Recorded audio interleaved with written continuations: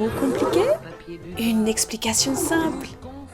Quel est le mot du jour? Eh bien, ce mot, c'est un mot tiré du grec qui m'a effrayé quand j'étais étudiant et que mon prof de statistique a utilisé sans prévenir. C'est le mot kurtosis. K-U-R-T-O-S-I-S. Kurtosis. Vous en avez beaucoup des kurtosis? Alors, ce mot bizarre est utilisé en statistique pour désigner un paramètre qui mesure, alors là, tenez-vous bien, l'aplatissement, le degré d'aplatissement d'une courbe statistique.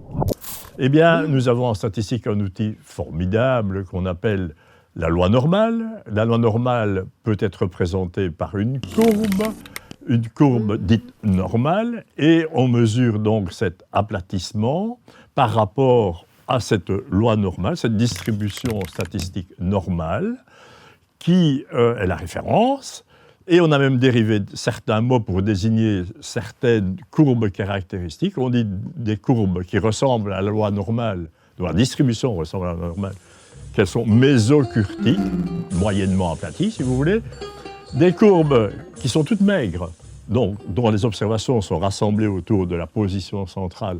On dit qu'elles sont leptocurtiques, et des courbes qui se laissent aller, qui sont aplaties, qui ont une large dispersion des observations autour de la position centrale, qu'elles sont platicurtiques. C'est uniquement pour le plaisir? Non, on ne le fait pas pour le plaisir, mais nous essayons, en tant que statisticiens, de simplifier une grande quantité de données. Une courbe leptocurtique, nous avons beaucoup d'observations qui sont rassemblées autour de la position centrale. Tandis que pour une courbe platicurtique, eh bien, une observation prise au hasard peut se trouver aussi bien très près de la position centrale que très loin de la position centrale. Oui, mais dans la vie de tous les jours.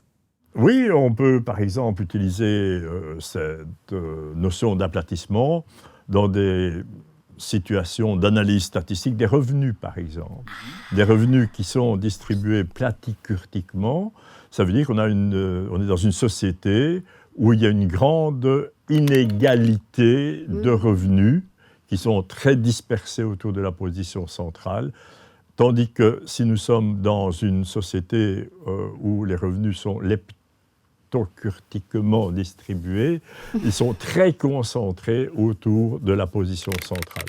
Ce n'est pas le cas en Belgique, ni dans nos sociétés occidentales, où là, nous avons des distributions asymétriques, leptocurtiques à gauche. C'est-à-dire qu'on a beaucoup de gens qui gagnent peu et peu de gens qui gagnent beaucoup.